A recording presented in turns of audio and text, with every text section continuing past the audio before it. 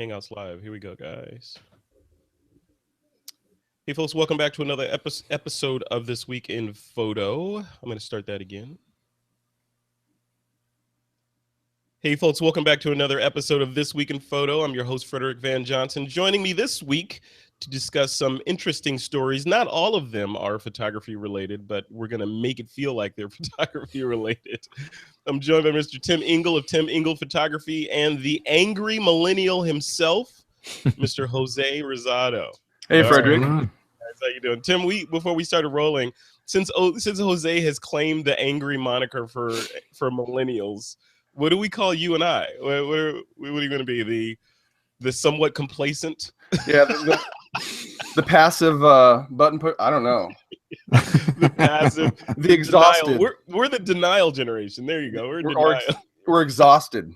We're in denial, and that's why the millennials are angry. See, that's right. Because we're handing them a world that we kind of screwed up a little bit. So no, I think you're good. I think it's like the crusty baby boomers. They're the ones to blame. Yeah, there you go. The crusty baby boomers.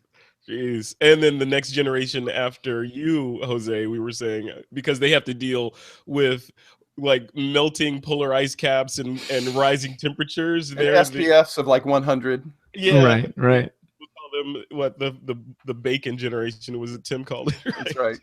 Yeah, that works. Making bacon. All right, guys. So Jose, what have you been up to, man? I know you were just running around, sitting in hot tubs in Puerto Rico and doing all kinds of crazy stuff because that's what you do, right? Yeah. What's going on, man? Dude, you were missed, man. You were missed. I got all excited when I saw that you were in the Facebook group. Yeah, I couldn't make it. I couldn't make it. Yeah, I was busy burning the world down, you know. Yeah, yeah. Well, I won't highlight it too much and make you feel too salty, but it was fun. It was fun. It was good. And it was great. Oddly enough, I've known for years, but never met Jake Hicks or Aaron Nace. So it was great to finally meet those guys and hang out. Aaron Nace is one of my heroes, man. He's a content creating, Photoshop manipulating, internet marketing machine. Dude. And he's been doing it for a while. You know what I mean? And he was one of the first guys who really started putting out that, you know, like him and Chase putting out that free content, the free tutorials, and really kind of getting all that going. And it was great to hang out. People have been copying them left and right, and very few, if any, have been successful at recreating the model. Exactly. Well, welcome to the show, man. It's good to have you back on. Thanks. Good to be back. All right. Also, Mr. Tim Engel from up north in Sacktown, Sacramento. That's right. What's going on, Tim? Frederick, hey, nice to see you again. Yeah. It's been a while. We were going on a roll for a while where I saw you all the time, and then, nothing. Yeah, then it just fell off. I know. I mean, I've been keeping up with you vicariously. You've been shooting all over the place, right? Trying. Just trying to keep it going. I'm glad to get through October between my boys, Friday night football. Yeah. And, I'm part of the haunted house at the Preston Castle still. Mm-hmm. Mm-hmm. I was just running and putting miles on, and I wish it was all photo related, but that was kind of my month of everything else, it seemed like. Stay busy, man. Stay busy, because you know what happens when you're not busy. Yep.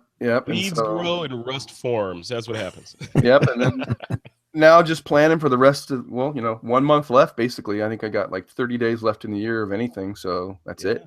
Yeah, 2016 went like that, didn't it? I feel like I was just saying that about 2015. It did go by pretty quick. I don't think anyone kind of realized it. And I think it's a global conspiracy. I think the world is actually spinning a little faster. They just keep shortening. It's getting faster, man, but they're trying to keep it from us because they don't want to freak everybody out. Yeah. I believe it. Yeah, could happen. All right, guys, let's jump into the featured stories for this week. Story number 1. This is bittersweet. It's about GoPro. So GoPro, you guys remember, so they announced the Karma drone. We talked about them on TWiP a while back. They announced that Karma drone, and then right on the heels of that, DJI released their Mavic drone, right? And which some would argue, including me, is a superior product to the Karma drone, kind of taking the wind out of the GoPro sails, right? So There was Man, that they were dealing with. And then on election day, November 8th, right? Mhm. They announced that they were recalling all the drones because Oh man. apparently some of the drones, not all of them, but some of them suffer from airborne narcolepsy. So they kind of fall out of the sky unexpectedly. So they What? recalled all of them. Like if you own a GoPro Karma, we're putting a link in the notes for this episode, but if you go to gopro.com/2016 Karma return, then Right. there's all the instructions in the FAQ on what to do, and you can hand carry them into a Best Buy and all this stuff. It's just a big mess for these guys, and they were hoping. I don't know. I don't sit in the board meetings with GoPro, but I would imagine that GoPro was kind of hoping that this would be a turnaround product for them to help them kind of get, not that they're out of the game, but it would help them, Stay relevant. Stay Right. relevant, Yeah. gain some yardage or something, right? And now this, just a big slap in the face. It's like, you're already on the Titanic and you're sinking, and yet another iceberg, And then the lifeboat doesn't float. Yeah, then the lifeboat Yeah. doesn't float, or you run out of gas or something. Yep. Tim, you saw this, man. What do you think? I mean, what's up with GoPro? And I think the one thing, obviously, with GoPro, it's like, like I have my GoPro. It's what, 2 generations old? Yeah. And it's still fine. I still use it, and it still does its thing.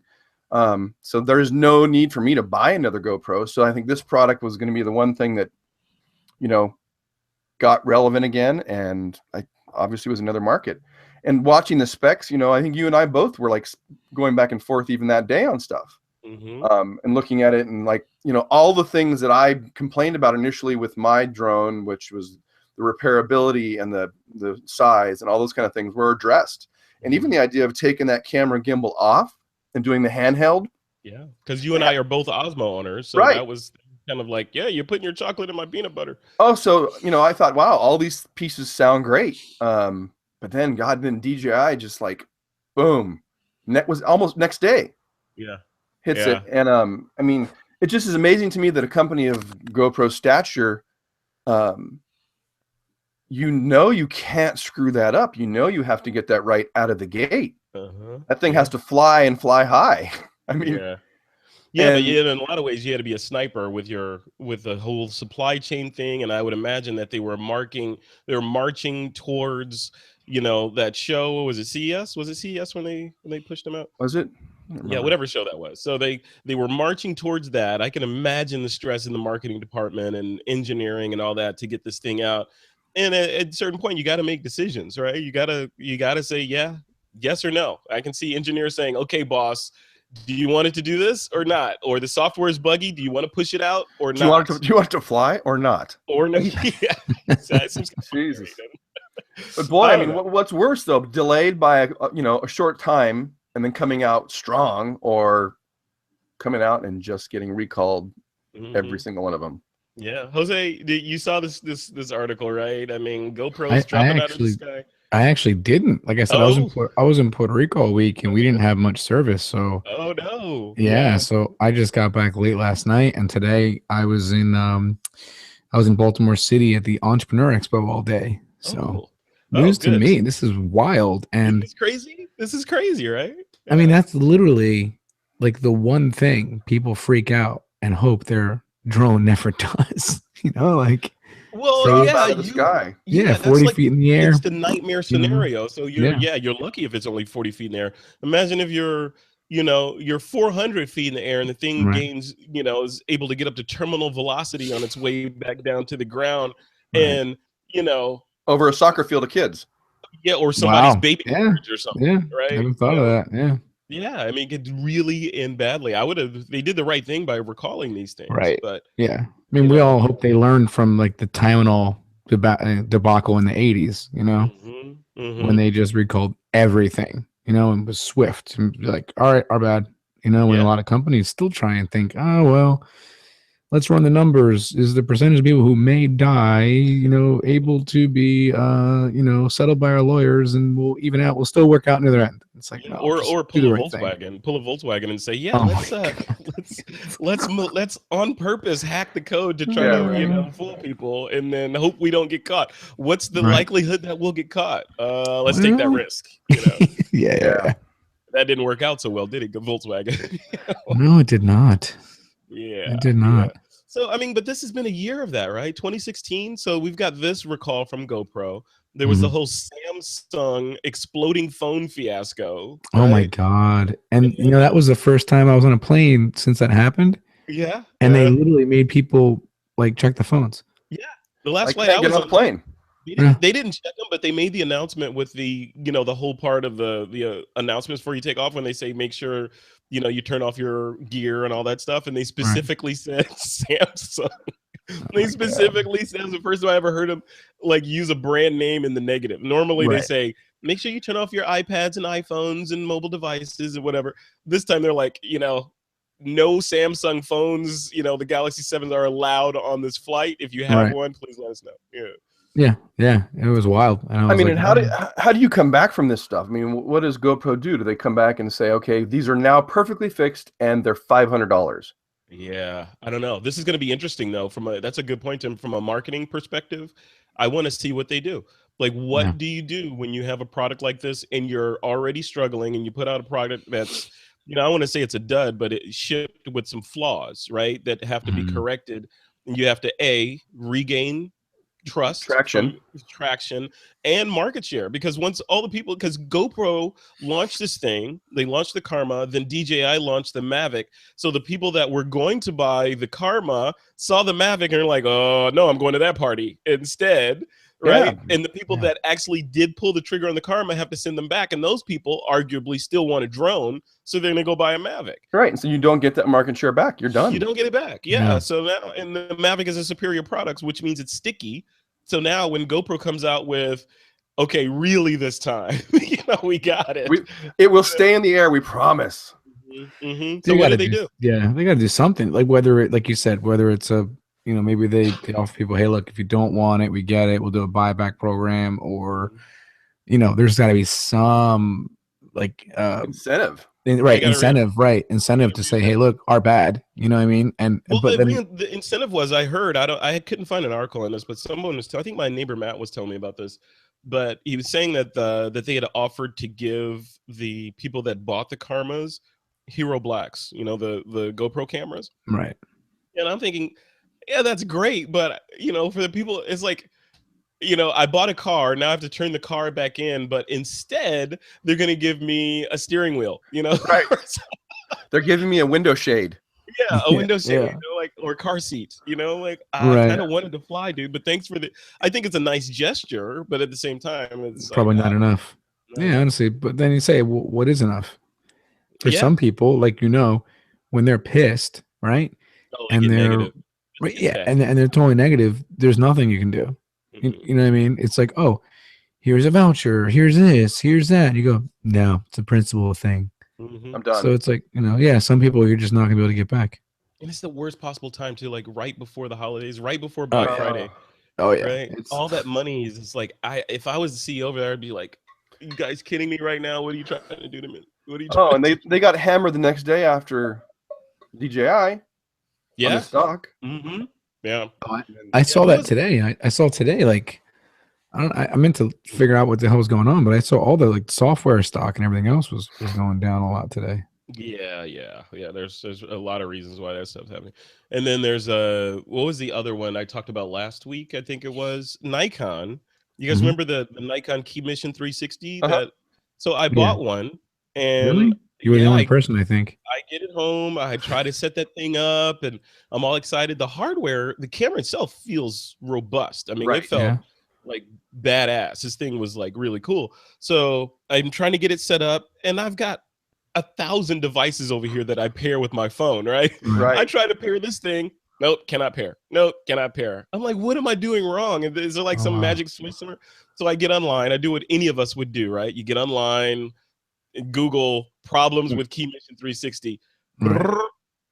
Everybody's having the same problem. some guy made a YouTube video because he apparently he figured out the Rosetta Stone to get it to sync. Go out into a field with no other signals. Yeah, stand on one end and say, Just, say the alphabet backwards and just watch your head for all the falling drones. But yeah, exactly. Yeah, I even tried that; it didn't work. So I ended up sending it back, and so I rented it. So the next day that it came out on a Wednesday or something over here at my local camera store, and I rented it for the castle. Mm. And actually, I sat in the store and I got it to pair. You did. I got it to work, and You're the guy. Yeah, yeah. You're the one I read about online. I got it out to the castle, and I took it around, and I did still shots, and I did the timer, so I'd step out of the way and did 360. But here was the thing: it's like, so uploading that to Facebook, which was the goal for marketing for that stuff, it doesn't play 360. It shows the goofy long image, so it wouldn't do its 360 thing, which I don't know if there's a driver for Facebook that wouldn't. Well, did you do the when you create a 360, you have to actually re-inject the metadata into it? Well, it says, I went through the app, it says upload into 360, so that's and then of course I had to turn it back in, so that was as far as I got, but it worked initially, and the quality looked good, and I figured out kind of some workarounds. So if it works out on the software end, I wasn't disappointed by the I wanted that thing to work so bad because you were both Theta people, right? So yeah, I wanted it to work so bad, and because it's 4K. The main reason, for folks that don't know what the Key Mission 360 is, so it's a 360 camera. It's got two 180 hemispherical lenses that take video and stills simultaneously. Then you stitch them together in software, and you end up with a bubble of 360 video or stills that you can then upload to Facebook or YouTube and recreate the scene. There were some problems with that too, Tim. So people were saying that because of the design of the Key Mission 360, the lenses or the sensors are too far apart from each other. So you get a gap. The seam, more obvious if I noticed for that too, things that were closer to the camera. It's okay if they're farther away, but things that are closer tend to get warped or missed or cut off. Which I never had that problem with the Theta. So. Yeah, because little Theta's like a stick of gum. Yeah, and now I understand why. So. Yeah. I don't know. Yeah. So that's another example though. I mean, what I wanted to get at, so this GoPro recall of the Karma drone, there's the, the Samsung thing, this Nikon thing, and probably more that I'm not even mentioning. Are we in this era where there's so much pressure on these manufacturers to innovate and put out the next new thing that they're rushing this stuff to market? And we're lucky if it's a good product now. I mean, even Apple, right? We're seeing stuff like this from Apple now. It used to be flawless and everything. Yeah. Like that Apple TV, when they launched that thing, it was half-baked. Mm-hmm. Right. So I don't know. Jose, what do you think, man? Is it too much? I think you said it. It's I think it's a confluence of a few things. And I think the biggest ones are that the competition within the market is just getting more and more, right? So you're putting more stress on the developers and engineers and all that kind of stuff. Yeah. But then I think there's also a little bit of the theme of transparency, right? Mm-hmm. Where they're now saying, okay, we're going to put out like open betas, we're going to put out like works in progress, get your feedback, and then we'll make it even better. Yeah. But traditionally they never did that. So for a lot of people, they're like, oh, you know what I mean? Like, I want a fully polished, finished product. And I don't really care to be, part of the private beta and give you feedback. And then, I just want, like, how most people are, let's be real. Most Apple users are like your grandma who just wants to turn it on and have it work. Yeah. And, and not even that. I mean, it's just people that don't obsess over the car. They obsess over I don't obsess over the car, to use a metaphor. I obsess over the destination. Right. Like, I want to get there as comfortably and as reliably as possible. Right. But it's not about the car. I mean, we're not in the 50s, like working on our 57 Chevys anymore, right? Right. The engine just work for you. Right. Yeah. I want a sealed, for me at least. I know I'm a sample size of one. So I know there are people that like to tinker on their computers, gamers, and like to put the cards in there and overclock them and doing all that stuff. That's fine. But for the stuff that I do, content creation, I just want the thing to work every time. Yeah. Fast, flawlessly, and for a couple of years at least. I agree. I agree. Yeah. And like you said, I used to never be this way, but now I'm the type where I won't wait as long as it be possible, but I'll wait like a few weeks or a few months to upgrade anything.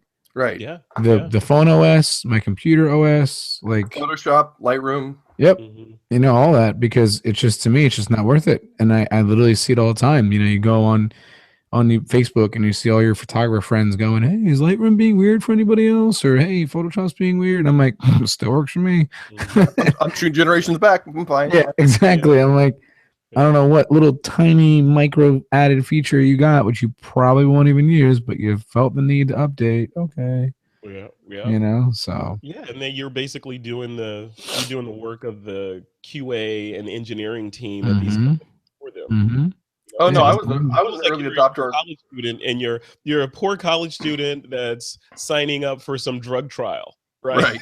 I've been that guy. You're like, it Yeah. may cause you to grow an extra limb out of your waist, but Yeah. it Yeah. only happens to a couple people. So, I but we're did gonna it give for you like, 500 We're bucks. pretty sure it won't yeah. though.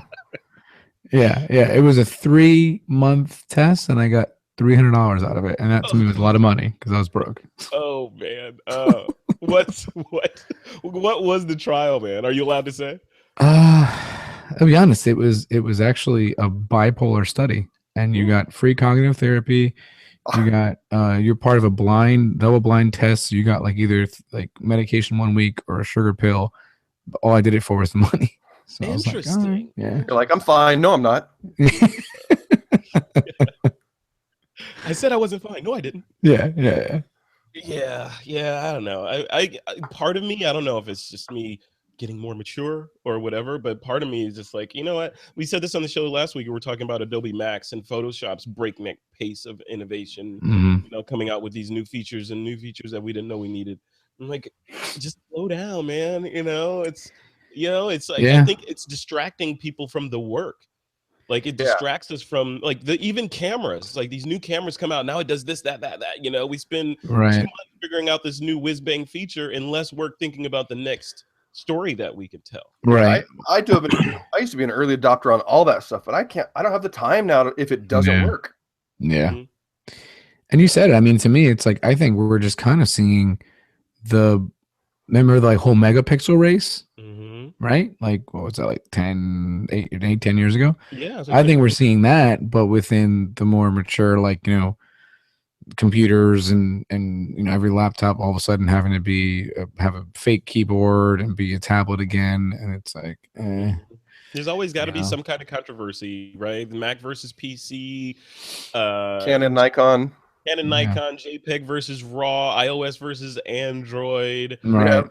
Yeah. Have you seen the new iMac killer that came from We PC? talked You about seen that? that? Yeah, I like that thing, man. That Yeah. thing That's was, beautiful looking. we talked about that on the show because that little thing you're talking about, the Microsoft Surface Yeah. Studio. It was like an Yeah. iMac, but they could fold down and then come Yes. back up. Right. Yeah, I was looking at that thing, and it would, if I wasn't so embedded into the butt cheek that is Apple,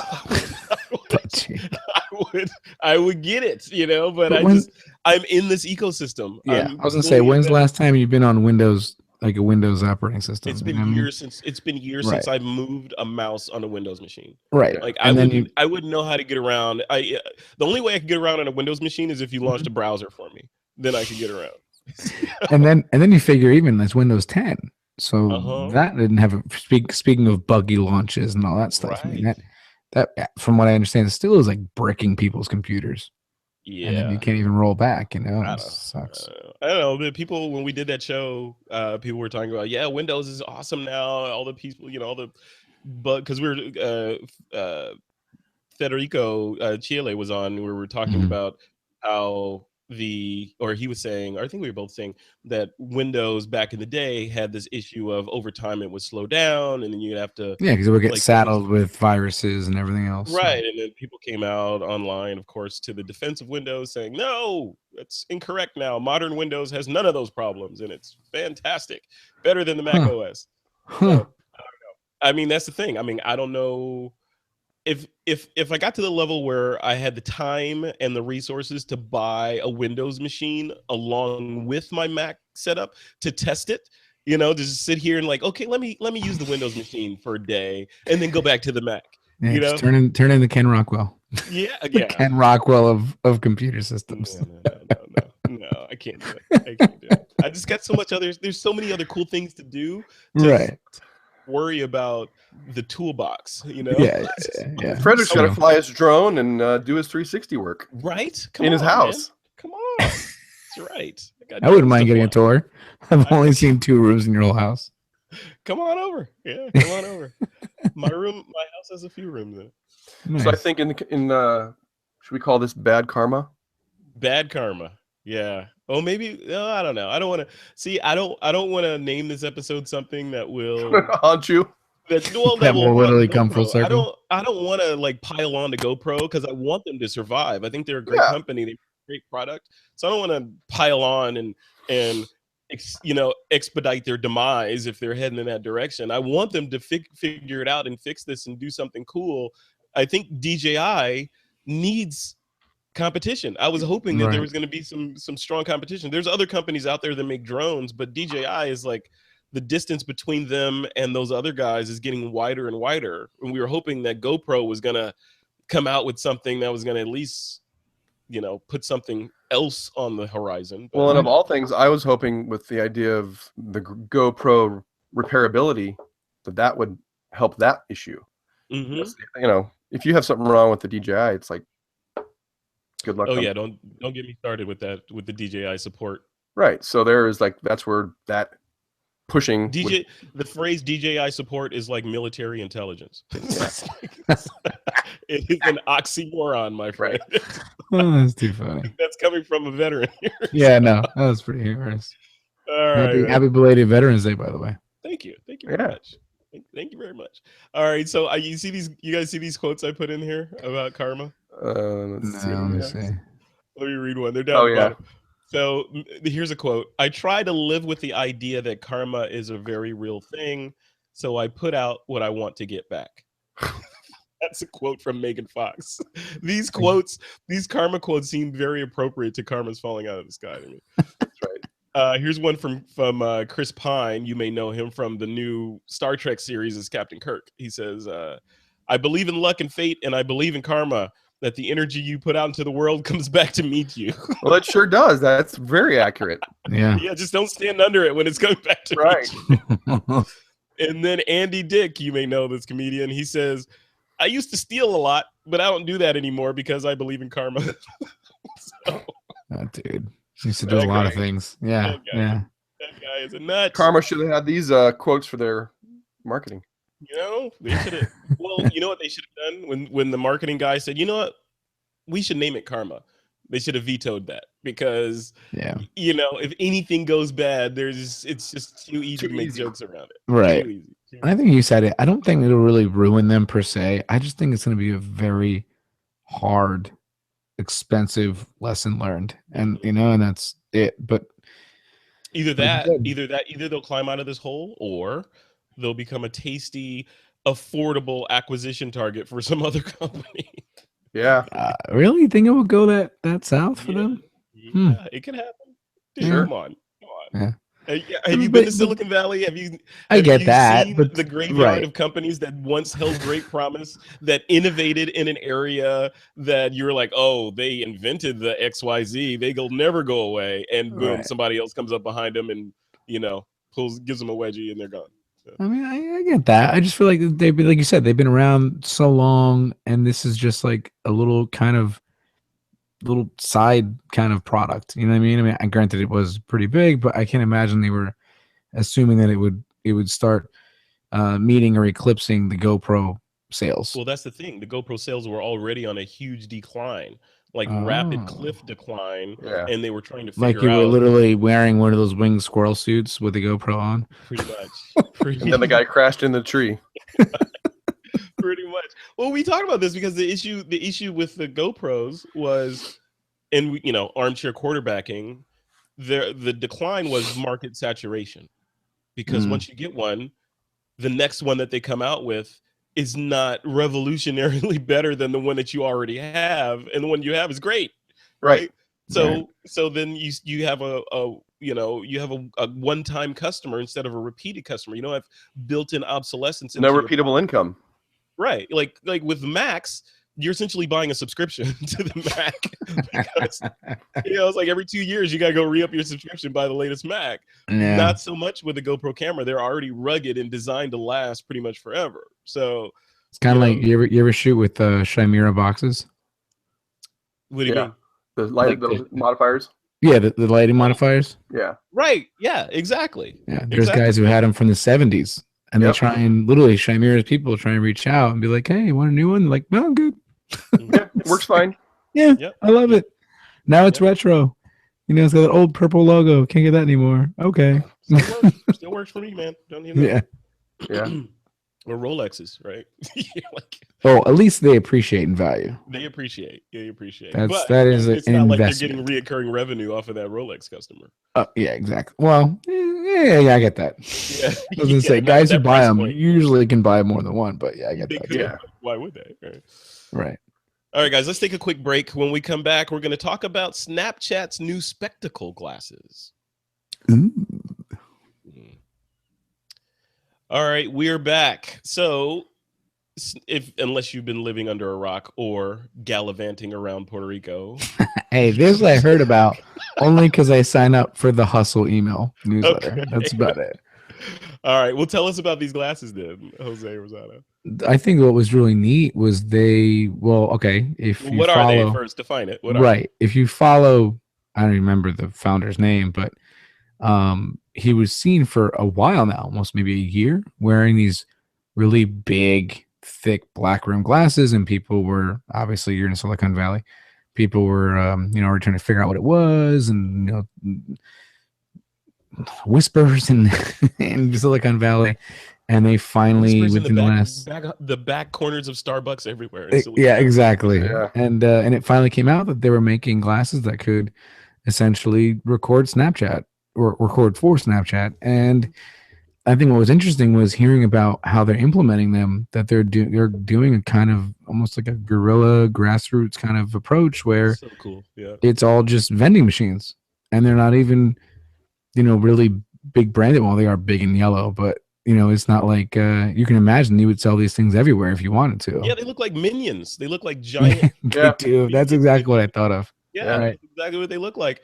Yeah, and I thought that was brilliant and a breath of fresh air from the tech industry in marketing, because it's like everyone has been settling into this shades of Steve Jobs keynote product launch stuff. Yep. Got to get on stage, got to do a slideshow, got to show you, reveal our product, and then announce pricing and availability, and open up the website, rinse and repeat. That's what we've seen over and over again. These guys did something completely different. And what was interesting was for anyone who doesn't, if anyone doesn't read it, but the Hustle newsletter honestly is great. But one of the things they mentioned I thought was really interesting was they went the complete opposite way in terms of how they launched it, how they talk about it, that Google Glasses did, or Google Glass. Yeah. Right? Yeah. So the Google Glass was appealing to its, seriousness, and it's, trying to be literally the epitome of Silicon Valley and all this kind of stuff. So you had the term glass holes come out, right? Yeah. And then now this one's like, no, we're not. It's just like a little fun thing we're doing. It's not that serious. And they're playing it aloof. They said they want to classify it as a toy, and it's $130. Google Glass was what, $1,500? Yeah. To get a set, and then you had to apply to be on the Explorer program and all this stuff to get. The exclusivity was insane. Positioning, right? Yeah. Google wanted to say, these are high-end, exclusive. Only elite people can get them. Yada yada. Like a job at Google. We'll give them to the stars first. Yeah. And then Snapchat comes on, and they put a orange minion or yellow minion looking vending machine on Venice Beach in the middle of a parking lot, like a pop-up food truck, and lines form around the corner. And that's 3-hour waits. People already on eBay selling them for $500. Brilliant. Thank you. See, this is the kind of marketing I like. That's right. Yeah, that is. And of course, when you put on Venice Beach, then you're going to have some celebrity standing in line, TMZs, and you're running up, and it's just do it all by itself. Yeah, so crazy. Snapchat, you done good with whatever ad agency you hired that came up with that. Good job. Well, then they release like the next location. Like if you go on the website, it says like in 10 hours we'll tell you where the next one is. Yeah, like a food truck. Right. It's like the filter. Right. Or like, what's that thing with like the private concerts and stuff? You know what I mean? Yeah. When they do like concerts and they're like, oh, it's a secret concert. It's a secret this. And yeah, and you build that buzz, and we're talking about it. So I wonder if this is, if this, from my perspective so far at least, this has been a success for them. I wonder if we're going to see other companies follow suit with this kind of stuff. Right. So limited time only. We're only like, can you see Apple doing something like this? And the craziness that would ensue. Pop up Apple stores around the country that are only there for 2 hours, and that's where you can get the next big thing that Apple released, because they've only made 20,000. People couldn't set up tents fast enough. Oh my God, yeah. And you talk about being relevant. It's like you take a software company that everybody is nipping at their heels with every, Instagram and things like that. And then these guys come out with a hardware piece that's, everybody's talking about, and all of a sudden it's relevant again, and you want to go to Snapchat and see what it's about. And, like you say, it's pretty brilliant. That was I think it's a really good move. Oh yeah, I'm gonna have to steal that and say I made it up. So even the technology, it's like, you're shooting from it, and the phone orientation, no matter how you turn it, it works. Yeah. So the glasses, so there are glasses, and essentially what they do is they, like Jose was saying, you pair them with the app on your phone, and you hit a little button on top, and they record a couple of seconds of video of whatever you were doing, and you can upload that directly to your Snapchat stories and then relive it. And the perspective and the lens that they put on these glasses closely approximate your field of view as a human, so it kind of really feels like you're reliving that moment through someone's eyes, which is kind of cool, I think. And now I realize all everyone's gonna do with those stupid hand holding Instagram photos where let's go, follow me, and then, right, everyone's poor girlfriend and wife, and probably just friend zone friend was like, come on, just walk that way, walk away from me. Zone friend.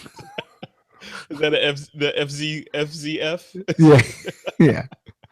You're just like, poor guy, never getting out of there. Never getting out. Then you'll have the feeds of the guys wearing the glasses on the beach, and Yeah. Oh yeah. I would wear these. I'd rock them maybe for like a day or so. I don't know. Which color are you gonna go for? Black, man. Come on. There you go. Glasses only. I didn't realize they came multiple colors.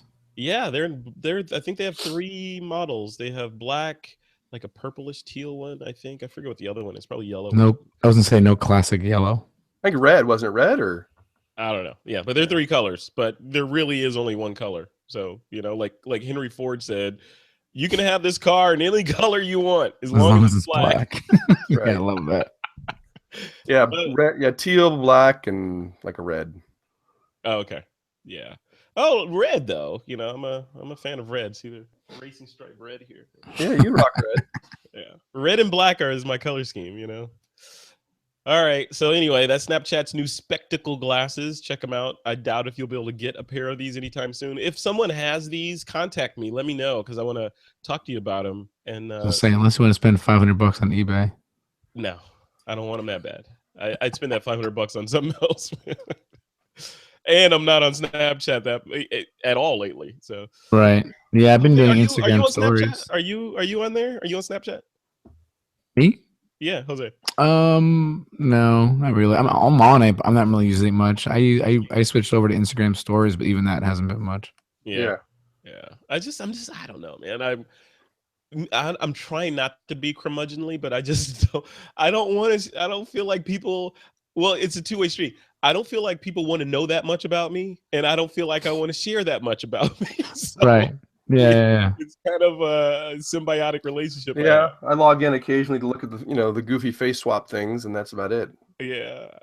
I don't know. Yeah, it might be a generational thing too, because I'm gonna be the creepy old guy in there using products. Yeah, I agree. It's the same way. I mean, I sit there and say, like, I work from home and I have 2 kids. Like, what am I gonna, Snapchat? Like me driving to school and picking them up. Like, me sitting at the same place every day.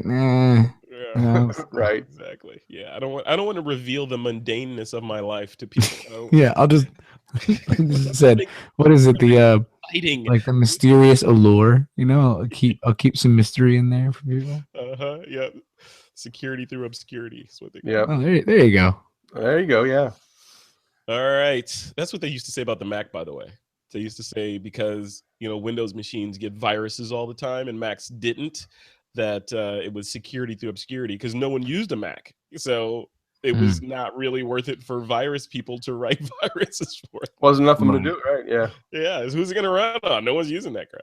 Right. Now, the story's a little bit different. All right, guys, let's jump into story number 3 real quick. So Microsoft 3D. So Microsoft is trying to bring 3D to everyone. So if you guys took a look at the story, there's a couple of sides to it, literally and figuratively. So they have this technology in Microsoft Paint where you can shoot 360 degrees of an object by moving around it with just a regular phone.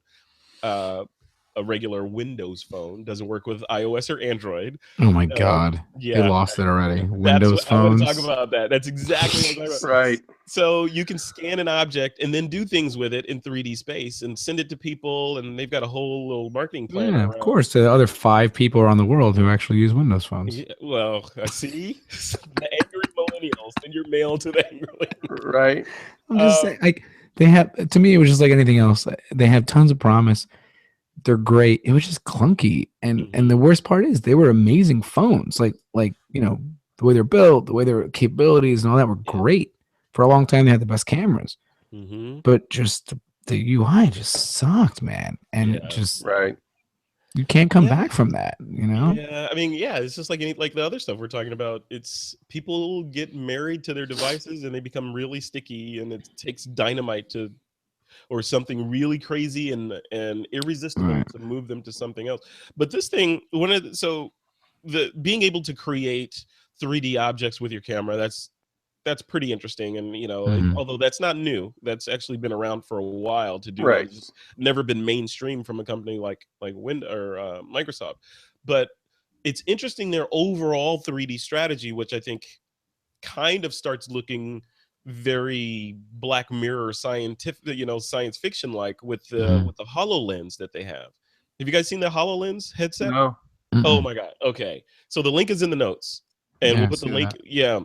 So when you get a chance after the show, go look at this. Go look at the Hololens. Essentially, what it is, it's goggles, but it's like they're like VR goggles, but it's like augmented reality times 500. So you put these things on, it scans your environment. And then it knows the geometry of your environment, and you can place things in there. Like you could, in your room, say, yeah, I want a 50-inch display on that wall right there. Let's see what it looks like. An open Explorer on it, and you can surf the web over there. And then over on this wall, I want a television, and I want to watch Doctor Strange over there. And then on the table, I want to play chess with creatures from Star Wars 1 or episode, A New Hope. I want the chess table on here. Oh, and by the way, I want to have a meeting with my friend in Shanghai, and he's going to be standing in the room with me. It brings, it's like Pokemon Go, but for real. So I think that is a piece of this overall strategy. So with this other thing of scanning things, so with the scanning technology that they have, you could scan objects and then place them or give them to other people around the world to place in their environments. I think that's some science fiction stuff right there. So yeah, I guess if you're a designer or furniture or anything, art, sure. Yeah. I think it's gaming. Imagine gaming. Imagine playing, the new Gears of War in your house, Jose. Instead of being in some level that some designer created, you're actually in your house, and around the corner is an alien or somebody else that's playing in another city, and you can shoot him and he dies and falls on your bed. I don't know. Some stuff's gonna get wrecked in my house. Then that's gonna be crazy. I was about to say some kids. One of my kids can get knocked over. Virtual paintball. It's like virtual paintball. Yeah. Love it. Then they'll have shock. They'll have shock vests, so you feel it too. Then. Right. Yeah. Why not? And then, haptic feedback, right? Hey, if I can scan Angelina Jolie and she can sit in my house and play video games with me, that'd be cool too. There you go. Yeah. See, that's a business model. That's a business. Yeah, right. Celebrities scanning likenesses of themselves. That celebrity gaming. You can pay to hang out. You could pay to hang out with Angelina Jolie or Beyonce for 30 minutes. Yeah. Oh, that's all they'll do too. They'll keep it real tight in terms of time. People will pay by the minute. Where there's a will, humans will find a way to exploit some technology for an environment. Well, and it's cool. I mean, the idea of on a phone's pretty cool because the only experience I've had in the past was like a rotation, a table that you had to spin with a camera on it that kind of Mhm. scanned it and didn't work real well. Uh-huh. So the cool thing is, it's like 3D printing. It's like, it started at a high end and then it worked its way down to functional, Little tabletop unit too. achievable at Home Depot. Yeah, I wonder. You know what I think? I wonder if the Microsoft technology they've dumbed it down so that it works for the average consumer on a Windows phone, and you just kind of spin an object around and scan it. What are they've got to have created an industrial or military or ultra high end expensive version of Shooting with the this red. or something, right? Where I mean, I can imagine. Can you imagine like being able to scan an object and then I send it a 3D object? I send it over to you, Jose, and you can print it out on your 3D printer or just look at it in 3D space. Yeah. I guess your this is goggles kind of on. like anything that you've ever seen in the Iron Man movies, right? Yes. When he's Yep. downstairs working in his lab and he's like, Sure, and he's "Explode." picking up stuff and Right. Yeah. Yeah, so you just need to mix that with the Amazon Alexa or Siri or something so you can talk to it. Right? Yeah. Yeah, it's all coming. Telling you. Millennial man, you were born too early. You need to like two generations down the line, people that are walking around the surface of the earth because it's so hot with their spacesuits on will have 3D. Hey, that's right. My kid will be able to check that stuff out. It's cool. They can He already knows more than me. They can put trees back where there used to be trees. Yeah. Oh my Check out this god. really cool forest. I think they were called redwoods back in the day. See that's what a rainforest used to look like. Yeah. You're gonna make me cry. Well, then we can have This Week in Photo VR, so we'll just all be in the living room talking. That would be killer, right? Sitting around on the couch. Mm-hmm. Yeah. That reminds me, like, you ever seen Futurama? Oh yeah. When everyone in the future who died was like just like a talking head in a jar, in a jar with water. Yeah, that's right. It's coming. It's coming. Only that jar will be a hard drive somewhere that will live on. Our consciousness will be in it. Then there'll be a reconstitute us in VR so that we can interact. That's right. Hey, if Tupac can play at Coachella, I think anything is possible. See? And how long ago was that now? That was a while. It was a while ago. Right. So now he could imagine he can play in your house. Uh-huh. That's true. I wouldn't mind a Tupac concert in my basement. In your headset, right? So that'll be the new pay-per-view. Yeah. Yeah. See, now you're thinking like a futurist. Yeah. See, all this stuff's coming. It's all coming.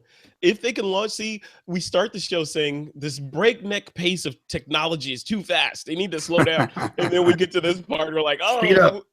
Yeah. I wouldn't mind you watching the UFC fight on Saturday in my basement. Yeah.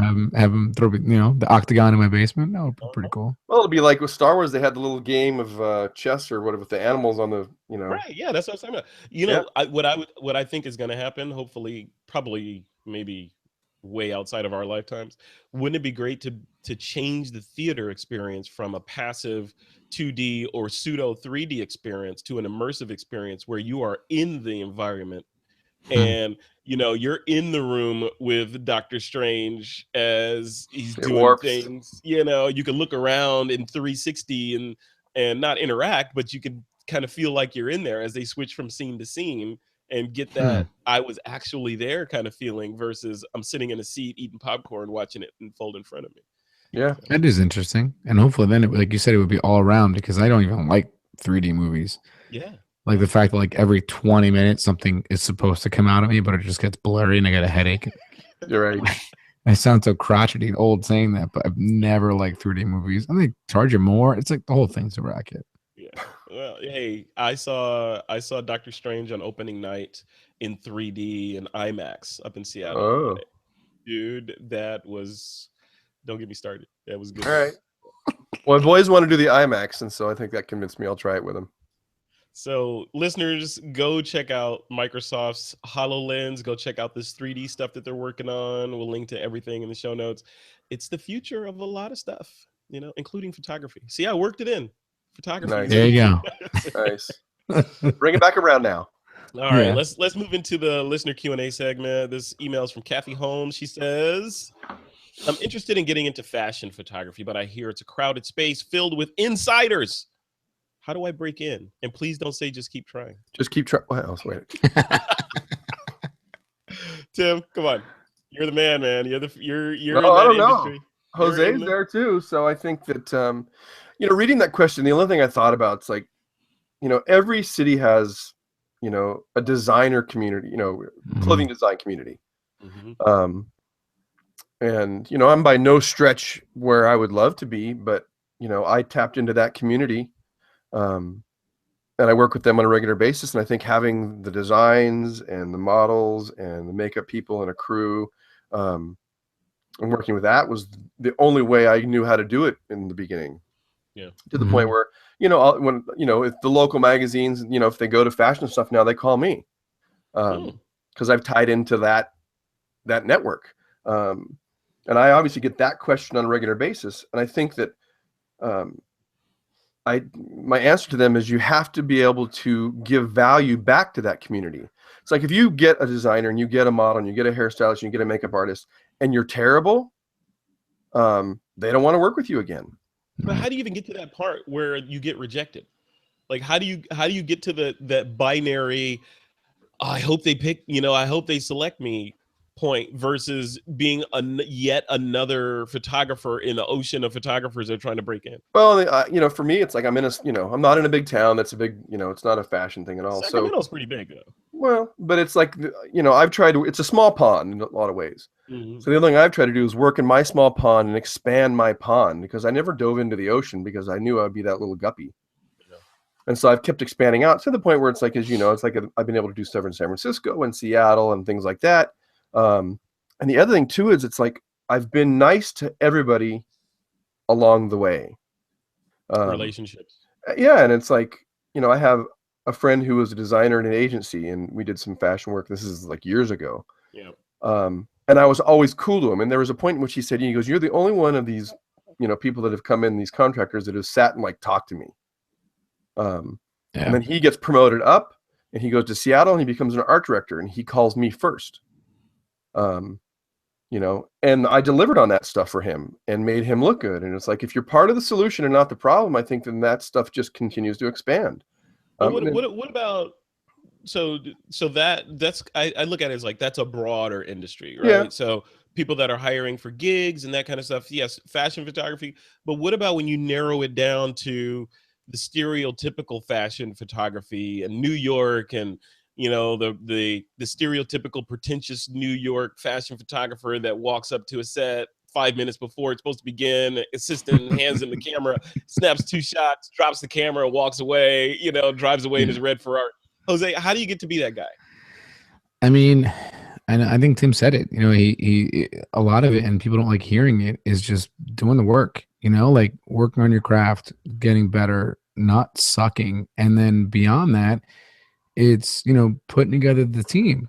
But I think part of it is like Tim said, it's also realizing that everyone starts somewhere. So if you have that network and you say you're early on, well, then guess what? Try and find someone else who's kind of in that same space, you know, like someone who's maybe a year or two out of art school or design school, and say, hey, listen, you might not have a huge budget.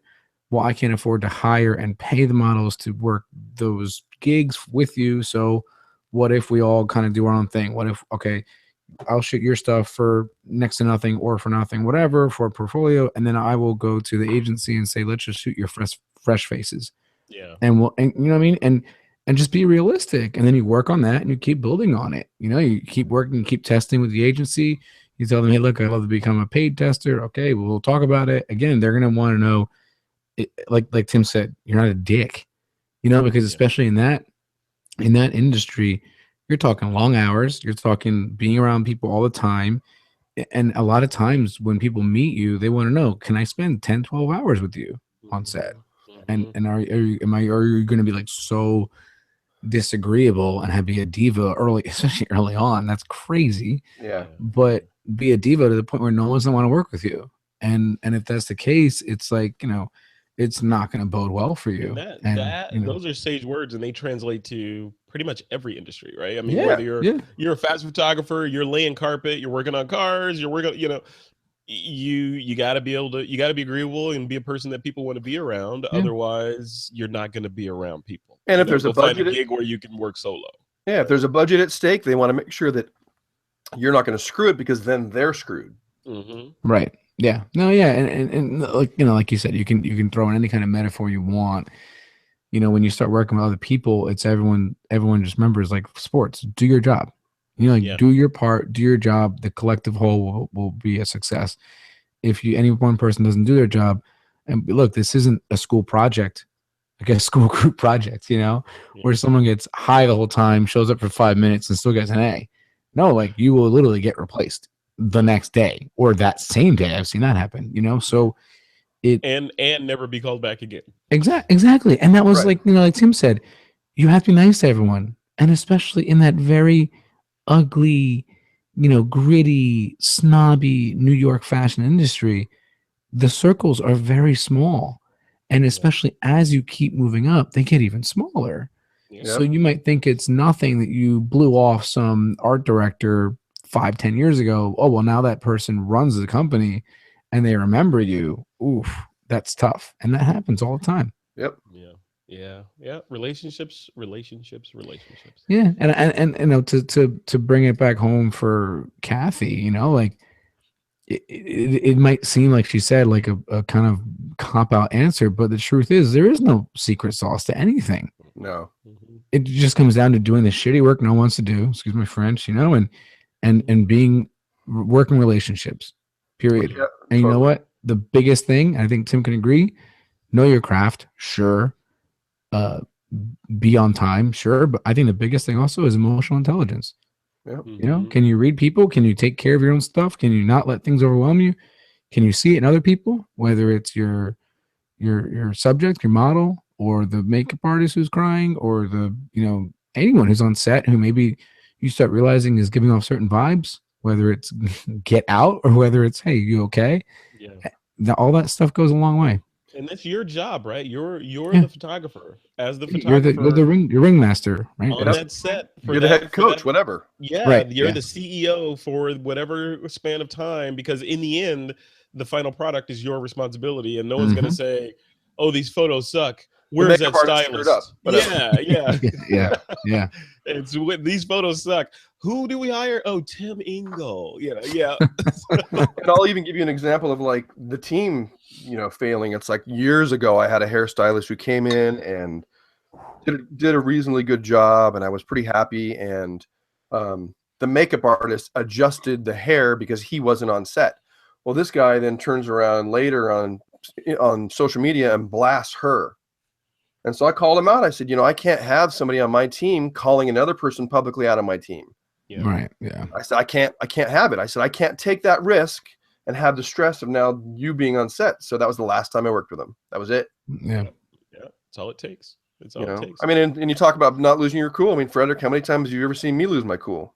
All the time, man. Right? I mean, you're known as the Incredible Hulk up in Sacramento. No, but it's like you're always rock solid, man. It's like because he's got those steely blues. You just look at him and get lost. Right. That happens all the time. No, I think it comes from being a dad. That's what it is. That's true. Infinite patience. Yeah, I was gonna say the biggest exercise in patience. Yeah. And it was I got 4. You have 2, I know. So. Ooh, 4. Do you want to drink now? Jeez. Well, I got 2 girls in college and 2 boys in high school. So. Wow. And I think you have a mug that kind of like sums all this up, right? My mug? What is this? No, Jose's.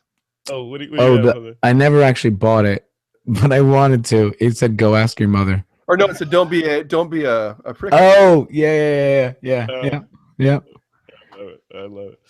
All right, guys, let's take a quick break. But when we come back, we're gonna jump into the picks of the week. All right, let's do our picks of the week. You guys know the deal. You can recommend something to the TWiP army that is related somehow to photography. Tim, I'm gonna let you go first, man. What's your pick of the week? I always struggle with what to pick, but then I just go into my bag or I go into my my cart and I look around like, what do I use regular? And so that's smart. I don't even get that far. And I love my gels. I love color. And if you buy a sheet of gel, it's what, $4 now, a full sheet. And so for basically 50, I have my Roscoe gel kit, and it's got, I don't know how many in there, but a full set of square, what are they, 12 by 12 sheets, 33 sheets, and it runs the gambit of colors. And these things have been amazing. You know, I can pull them out and what are you gelling with those? So you're gelling the lights, and so do you do that technique where you gel the lights to a particular color temperature and then set your camera in the opposite so that whatever you light with the gel is normal, but the background goes color? Rarely do I used to color correct in the film days. Excuse me. But I haven't really color corrected that. I actually love like these color shifts in temperature now. Yeah. But I'll do like I shot my boys, so they finished their season up, and I took them all over on a Sunday, like 5 of the football players. And I took them to the stadium, and I did some shots with them, and I just gelled some blue on the edge of them. And their color was blue for the team, so I just kind of like used that. I did some warming gels in a factory where this guy was doing some welding the other day. Yeah. I gave him, you know, a warm edge, just so that the weld seemed like it was playing more. Yeah, yeah. So I'll just kind of gel whatever the circumstances are, but keeping this kit in my bag. And I've even gelled flashlights on stuff. I've gelled, you know, the strobes, the cool. LED panels. And I think it's just a great kit. It's that Roscoe, you know, Cali color kit. It's just a great kit to keep in your bag. Nice. Cool. And it's $48, just under 50. 48, $49. Yeah. I always try to come up with things that aren't expensive. Yeah, my pick is expensive. Sorry. All right, cool, Tim. Thanks a lot, man. That was a good pick. So Tim, I'm not gonna lie, I looked at yours and I didn't even I just saw filter and I just thought filter. But your pick actually is a great segue into my pick. Oh, good. Right, so Jake Hicks. Yeah, so you're talking about, you know, shooting with gels and sort of thing, and that's one of those things that I'm sure you can appreciate. It seems easy in theory, like everything in photography, but once you actually try and execute, you realize that shooting with gels is not as easy as a lot of people think. Very true. Okay, doing it well. Let's put that out there. Thank you. Yeah. Yes.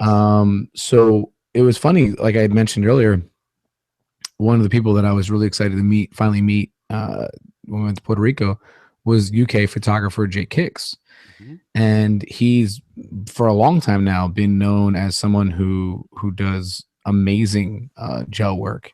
And, you know, they literally just did the tutorial with RGG EDU, where it's, you know, one of those things. I mean, RGG, if you're not familiar with them, they do extensive documentary style videos and tutorials that have like docutorials. There you go. Yeah, docutorials where it's like 50 hours worth of, or even more like 200 hours worth of content, 50 videos, something crazy.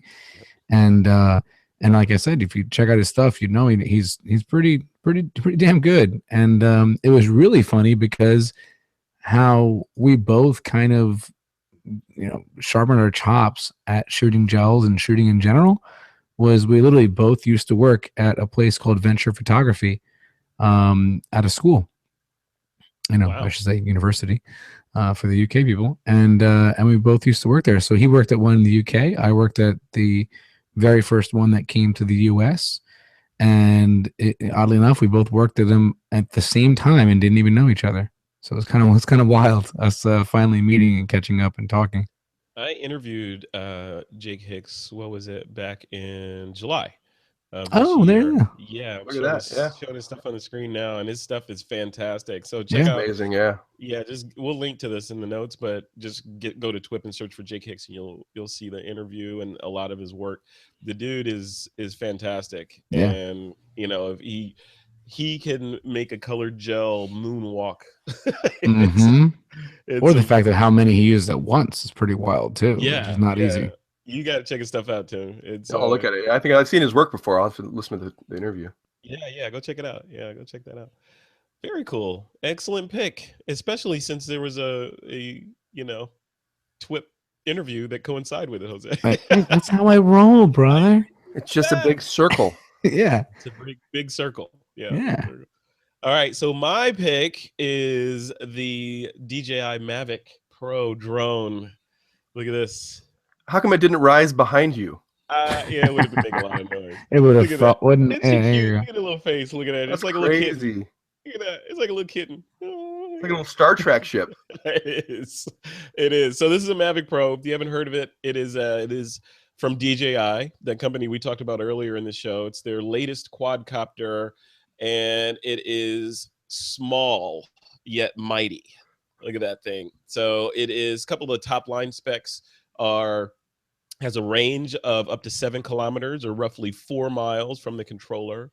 This thing has a camera on it underneath this little thing here. So the camera is a 4K camera, 12.1 megapixel stills, I believe, out of this thing.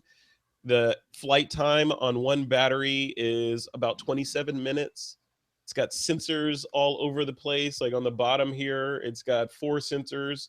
2 on the outside are visual sensors so that it can fix its place up on the ground and take a picture and come land on that spot again. Jeez. It's got ultrasonic sensors so you can fly indoors and it knows its altitude. These 2 eyes in the front are object detection and avoidance sensors. So if you're flying into a building, it's smart enough to see it and stop. It goes on and on. And it works like this. So the arms just fold out like this, like that. These come down like that. Jeez. And you hit the button on the top and you've got a quadcopter that's ready to fly. That's wild. Just like that. Yeah, the cool thing about it, there's a ton, so go check it out. There's a bunch of demos, but the controller for that thing is tiny. It works with your phone, Android or iOS. I don't know if it works with Windows Phone, but Android. All right, Windows has their own proprietary thing. Don't you I know worry. they're gonna come out with their own drone. They'll You're not cool enough. buy GoPro. There you go. But the controller has 3 modes of operation, so you can fly it with the phone attached to it. You can fly around. If you don't want to use the controller, you can put the thing in Wi-Fi mode and fly with just the phone. Obviously with greatly reduced range, but you can fly with just the phone if you want to just go get a quick shot, from the top down, want to pull up things out. And then you can fly with just the controller if you want, without the phone. So you can fly any way, you want. And so quick question, why would you use the controller and the phone then? So you can see where you're going, because the drone transmits HD video real time back to the screen, so you can see where you're flying. And I get it. I get it. And compose your shot. Have you tried? Is that like live Facebook on that one? Yes, I haven't done it yet, but yeah, it's Facebook Live. Yeah, directly out of this. It's just using the same DJI Go app. Just that's wild. Yeah. So here's my question, because I know nothing about drones. So let's just say for most people that would now suffice for, let's just say, the consumer level, right? Yeah, pretty much. And then you have the prosumer stuff. You have the pro tier of DJI stuff. Mm-hmm. So I mean, I guess the flight time on that, because it's so small, is decent. Yeah, 30 minutes. For most working pros, that's probably not long enough, right? Well, it's not. I mean, 30 minutes is a long time, right? 27 minutes. So if you can't get the shot in 20, I thought it was like 17 minutes. Okay, no, it's 27 minutes, and the battery's removable. You can check this out. So this battery. Oh, so essentially you could have one charging. Right. Yeah. Just get 3 or 4 of these things, and you're good all day. They're $85 each for the batteries, because they're smart batteries that you can't overcharge them, and if you leave them sitting, like in the old days, if you left those kind of batteries sitting, they would explode over time. Right. Yeah. Much like a Samsung phone. But these are smart, and they discharge themselves after a certain amount of time has passed. So, that's why they're so expensive. They call them smart batteries. Yeah. But but it's cool. Yeah. So there's a couple of configs. I think they have 3 configs, 3 SKUs that you can purchase it in. There's you can buy just the drone. If you want to just fly around with just your phone, you can do that. Then they have the drone plus the controller. That's the one I got. That's $999. So you get the controller. Oh, they saved you. It's under 1,000, dude. Yeah, it's only 1,000. If it was 1,000, I wouldn't do it. But $999. $999.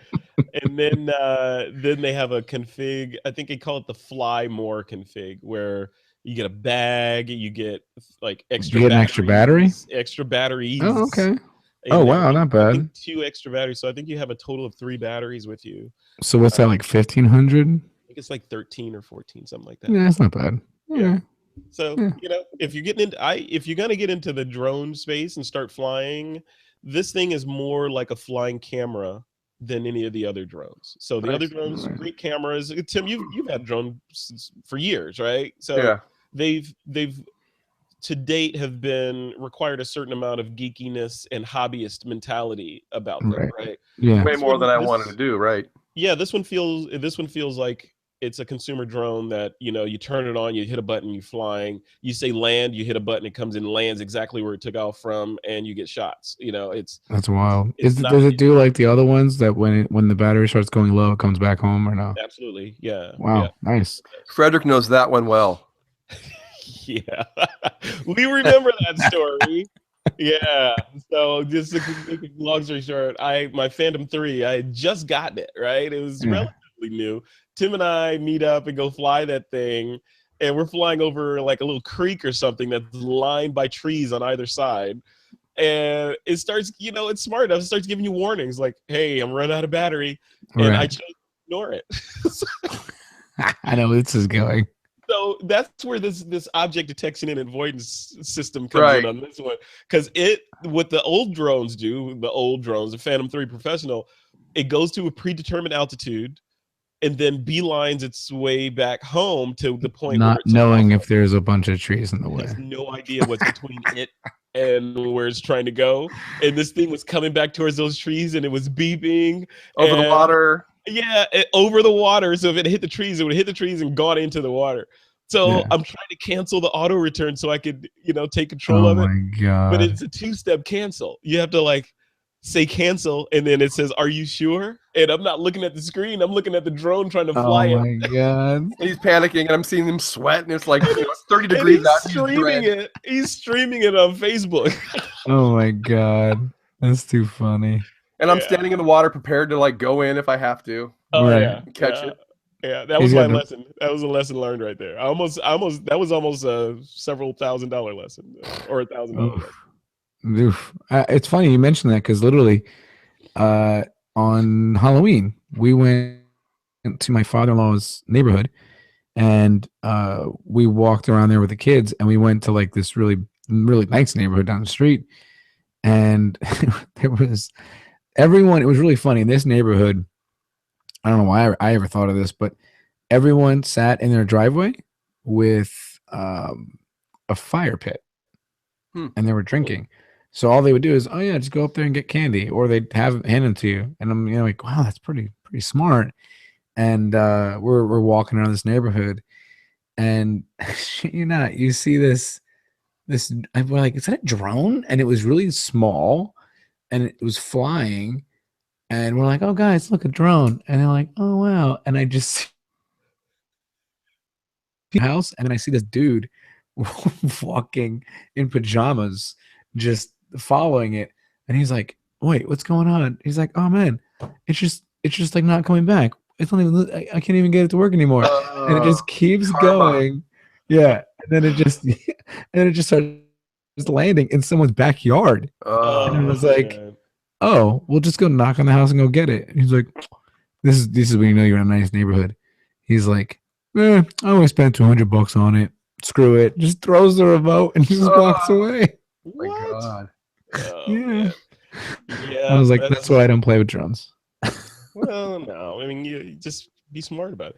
Like whenever I fly though, I still get that like, oh shit, kind of feeling. Little yes, like the butterflies or whatever it is. Like your butthole puckers up a little bit. Like today I flew that thing farther than I've ever flown this one. I think I went a mile, 300 feet, a mile away. Well, not quite a mile. I could still see it, but it was very, very far. Right. Wow. And I was like, you get that feeling of, it might not come back. What if it doesn't come back? Yeah. So if you love something, let it go. Let it go, Frederick. Yeah, no. I bought the Mavic, not the Karma. So. Yeah. I figure if Colin Smith can't convince me to get a drone, I don't think anyone can. Oh yeah. Well, I mean, it shouldn't be a matter of convincing you. If you don't want a drone, don't get it. You know. Yeah. I'm into the Maverick. I may be, you know, I'm 4 generations off now. Oh yeah, because when I got my Phantom 3, I think your drone is so old it had a crank on it or something, didn't it? Yeah, it had rubber bands to start it. You wind it up, the rubber bands discharged. Yeah, literally has to like flip the prop to get it to go. Exactly. right. You have to pour a little baking soda and vinegar in the top. Well, and that's how I lost this finger. Yeah, right. All right, man. Well, let's close this guy off. We're getting into the sillies now. Before we shut the show down, Tim, what's going on with you, man? Where can people catch up with you? What do you got coming up next? Yeah, just my inglephoto.com and Instagram, Tim Ingle, or Inglephoto Inc. You know, there's a couple Instagrams out there, and I'm just wrapping the year up. You know, in my coaching, my track coaching, we start off-season training, mid-December. Yeah. You know, I'm a sprint and jump coach also, and oh, cool. So you're just the all-American guy up there, living in Sacramento, coaching. Look at that. Well, you know what? We're gonna call you American Dad. That's what you are. I love doing the stuff with my kids, and I only get about 2 more years of doing it. It's good before they're out of high school, so yeah, I'm going to take advantage of it. Yeah. How many boys do you have? I had 2 boys in high school and then 2 girls in college. So okay, so 2 weddings that you have to pay for then. Okay. Really? Wow. I had a good show, Frederick. I don't know why you have to do that now. Yeah, he just likes to leave on a just smash all your blocks and just I'm not getting a drone now. It's like I could get that drone, or you could have an extra 4 people at the wedding. Or cake. Or cake. or dress. Everyone's getting cupcakes. This is because my dad had to get that Mavic. That's right. I'll film the wedding, so Jose, what about you, man? What do you got coming up? Honestly, not much, because like Tim said, I mean, like a lot of us, the winter kind of winds everything down, in terms of shooting and stuff like that. So, we've got maybe like one more engagement session, and beyond that, just continuing to put in work over the winter with Critters Against Suppression. Pretty much it. How's that going? Not bad. Like we talked about last time, it's learning a whole lot about new things, which obviously I love doing on repeat, apparently every few years. So it's learning about putting on events and how that's like cat herding, and it's a beautiful learning experience. So it's rewarding though, right? It's all rewarding. Yeah, it's good. And today was a lot of fun because we met a whole bunch of people at really, really smart incubators and accelerators in Baltimore at different colleges, and so they've all expressed a lot of interest, and hopefully maybe who knows, maybe I'll be an accelerator or an incubator soon with it. That's very cool. Well, congratulations. Yeah. Thanks. Cool. All right, guys, we are at the end of another episode of This Week in Photo. I almost started singing "At the End of the Road" by Boyz II Men. Great song. Go ahead and bust it out. No, I lost my voice in Puerto Rico. I'm lucky I could even talk. That sounds like a movie title. Listeners, if you want to check us out, just head over to thisweekinphoto.com, or you can subscribe to this or all of our shows over at thisweekinphoto.com. I think it's at /subscribe. And now it's time to take that lens cap off.